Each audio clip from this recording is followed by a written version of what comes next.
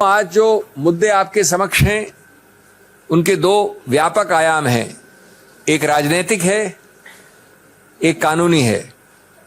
लेकिन राजनीतिक आयाम सबसे महत्वपूर्ण, सबसे व्यापक, सबसे अहम है।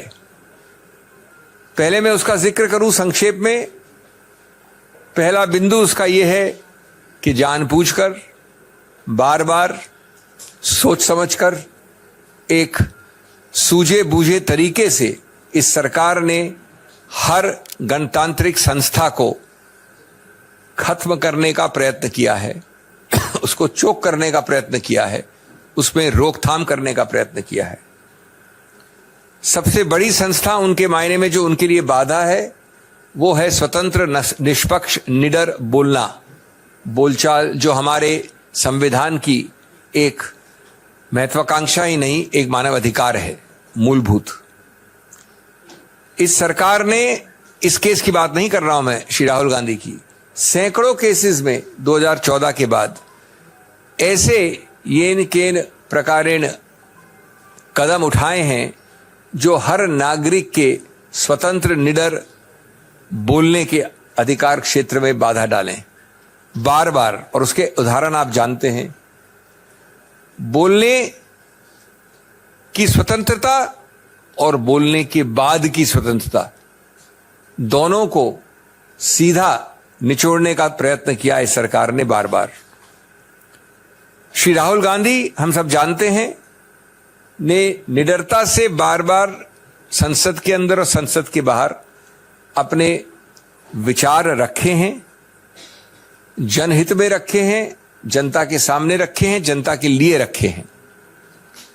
उन्होंने सामाजिक, आर्थिक, राजनीतिक, विदेश नीति इत्यादि इत्यादि सब मुद्दों पे पूरा बोला है, बिना झिझक के बोला है।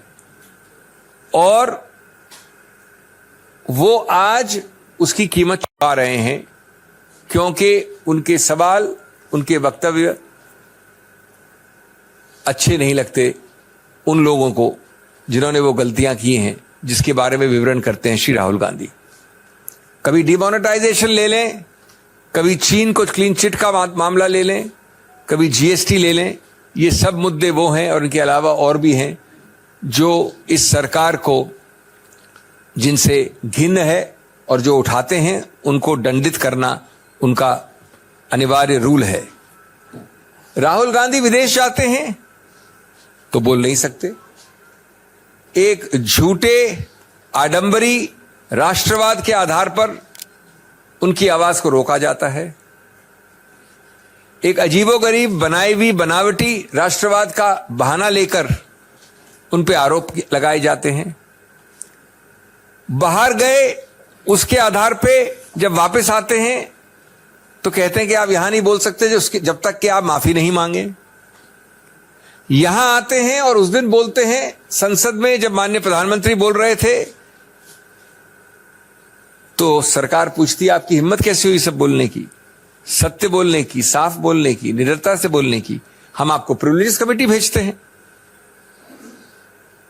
और सबसे अजीबोगरीब जो मैं समझता हूं, किसी गणतांत्रिक, संसदीय गणतांत्रिक, लोकतांत्रिक देश में नहीं देखा गया, जब वो आके बोलते हैं तो सरकार खुद अवरुद्ध करती है संसद को। सरकार खुद करती है इस आधार पे कि पहले आप माफी मांगिए। ये कौन सी संसदीय प्रणाली के अंतर्गत है कि पहले आप माफी मांगिए, नहीं तो हम अवरुद्ध करेंगे, नहीं तो संसद चलेगी नहीं। तो ये इसी प्रक्रिया का एक और उदाहरण है, जहां मुंह खोले, झूठे, बेमानी केसेस दायर करिए, डराइए, धमकाइए, और हम आश्वस्त हैं कानूनी प्रक्रिया में कि हम जीतेंगे, स्टे ऑफ कन्विक्शन हमें मिलेगा। लेकिन जहां तक सरकार का सवाल है, उन्होंने ये सब प्रयत्न किए हैं, बार बार किए हैं। जहां तक कानूनी पक्ष है, मैं बड़े संक्षिप्त रूप में आपको बता दूं, कल बताया था मैंने, थोड़ा उसको और विस्तार से बता दूं, लेकिन संक्षिप्त रूप से, कि जब आप जल्दबाजी करते हैं तो गलतियों के ऊपर गलतियां करते हैं, संवैधानिक और कानूनी गलतियां करते हैं। मैं आपको 2-3 उदाहरण देके अपनी बात खत्म करना चाहता हूं। ये मामला, ये वारदात कोलार कर्नाटक में हुई, 2019 में हुई। उसकी कंप्लेंट कहां दर्ज की गई? सूरत, गुजरात में, एक दो जगह और भी की गई, बिहार में, रांची में।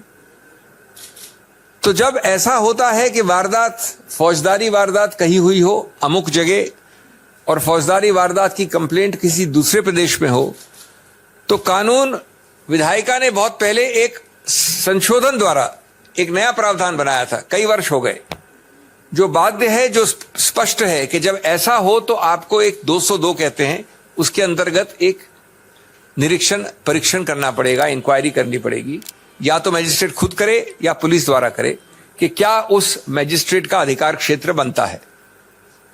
जब तक वो मजिस्ट्रेट ये शुरुआत में नहीं करता है इंक्वायरी, तब तक वो कंप्लेंट से आगे नहीं बढ़ सकता।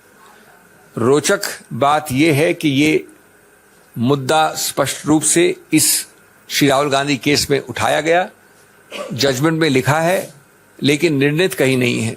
ये इंक्वायरी कहीं नहीं हुई गुजरात मजिस्ट्रेट द्वारा, यद्यपि ये मामला आया है कोलार, कर्नाटक से। ये एक उदाहरण है कई और अहम मुद्दों का के साथ। एक दूसरा उदाहरण, और आप अपनी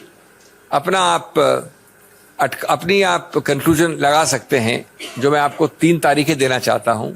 एक विचित्र बात हुई, जो याचक है, इसमें कंप्लेनेंट है, वो अप्रैल में 2019 में कंप्लेंट फाइल करता है। 2021 जून में श्री राहुल गांधी उस मजिस्ट्रेट के सामने पेश होते हैं जो सूरत का मजिस्ट्रेट था, उस पर एक मिस्टर दवे थे। 1 साल तक रुकने के बाद याचक वापस एक अर्जी देता है कि श्री राहुल गांधी वापस पेश हो।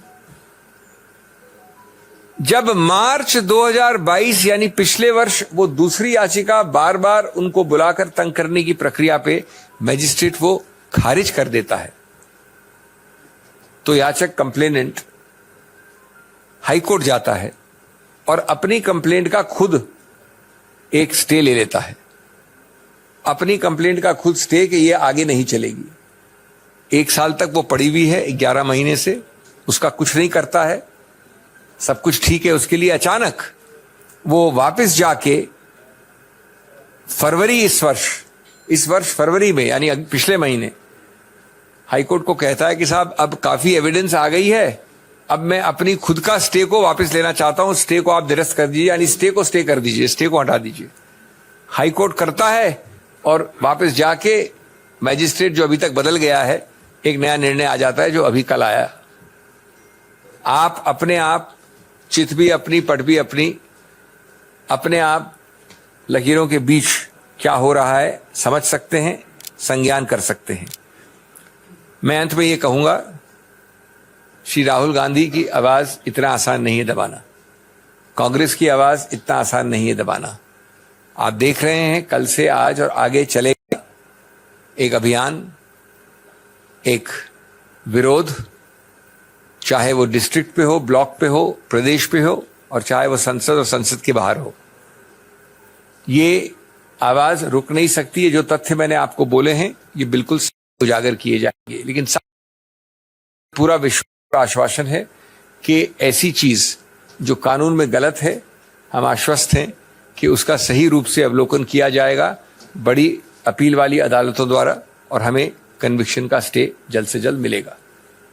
एक अंत में बात आपको और मैं शेयर कर लूं जो कल नहीं बोली थी। हम चाहे उसको हम समक्ष रखें या न रखें, उसके ऊपर हम एक्शन ले या न ले, लेकिन आपके साथ अवगत करनी आवश्यक है। उसके 2 पक्ष हैं, मैं ये नहीं कह रहा हूं कि एक ही पक्ष है। एक प्रावधान है हमारे संविधान में 103, उस प्रावधान के अंतर्गत डिस्क्वालिफिकेशन जिसको कहते हैं, जहां सांसद का सवाल है, वहां सिर्फ माननीय राष्ट्रपति कर सकता है। ये लिखा है प्रावधान में, किसमें? संविधान के प्रावधान। और साथ साथ ये लिखा है कि संविधान के प्रावधान के अंतर्गत जब राष्ट्रपति करता है तो उसको पहले एक सुझाव, एक रिकमेंडेशन लेना पड़ता है चुनाव आयोग से। ये तो मानी हुई बात है कि इस बार राहुल गांधी के विषय में नहीं हुआ ये, न कुछ पहले विषयों में ऐसा हुआ है। अब इसमें जो दूसरा पक्ष है वो ये है कि चुनाव आयोग का मानना है, और चुनाव आयोग इसी प्रक्रिया को फॉलो करती है और केसेस में, कि जब कन्विक्शन कोर्ट द्वारा है, न्यायपालिका द्वारा है, तो राष्ट्रपति के पास जाने की आवश्यकता नहीं है। इसलिए हम चुनाव आयोग उसको कभी भी नोटिफाई कर सकते हैं। हमें राष्ट्रपति के पास सुझाव लेके जाना और राष्ट्रपति की अनुमति लेने की आवश्यकता नहीं है। जो रोचक कानूनी मुद्दा इस पे उठता है वो ये है कि संविधान में जो लिखा है 103 में स्पष्ट लिखा है, उसको क्या चुनाव आयोग तो क्या उच्चतम न्यायालय भी क्या बदल सकता है?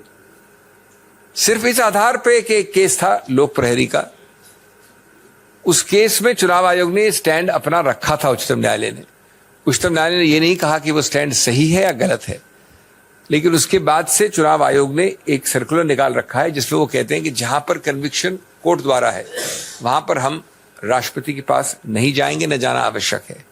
तो ये एक विरोधाभास है। संविधान के टेक्स्ट को आप ज्यादा महत्व देंगे या चुनाव आयोग की प्रक्रिया को?